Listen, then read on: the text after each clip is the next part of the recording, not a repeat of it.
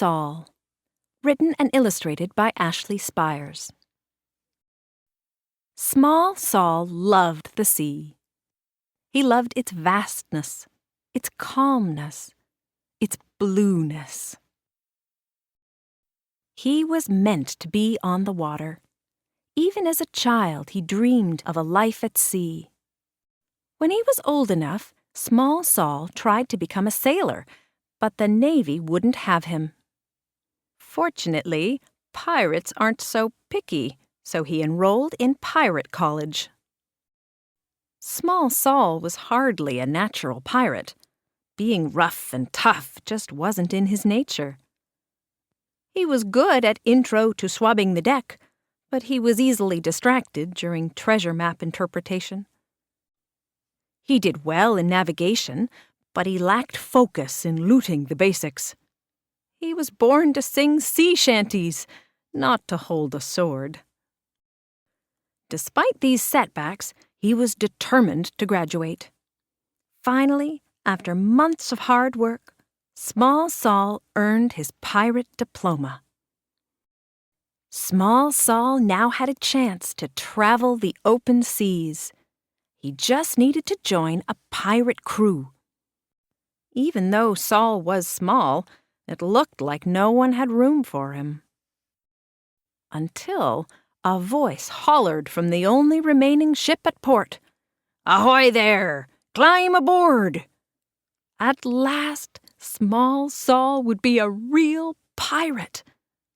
But it didn't take long for the other pirates to notice that something was different about Small Saul. Even the captain began to wonder about his new crew member. Small Saul knew that if he wanted to remain at sea, he would have to prove his worth as a pirate. Pirate college had taught him that there are only 3 things pirates care about. 1, their ship. 2, being tough. 3, lots and lots of treasure. Small Saul needed to show that he cared about these things as well. He began with the ship. Small Saul decided to add some special touches to make the rusty squid a bit more homey.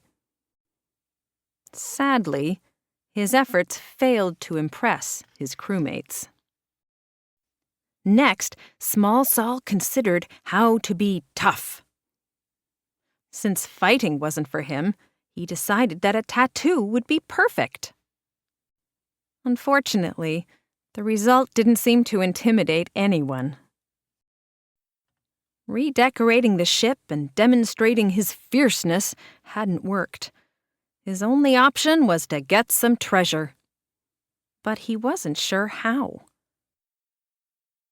Small Saul thought about how to find treasure while he swabbed the deck. He stewed about it through battles.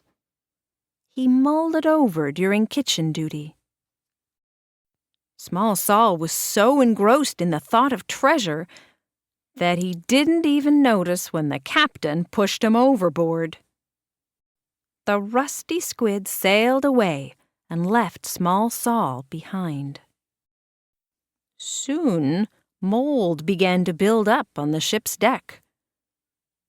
The crew was back to eating bland gruel and rat-nibbled bread. And the cabins once again smelled of feet. It was pirate life as usual, and the crew members of the Rusty Squid should have been happy about it.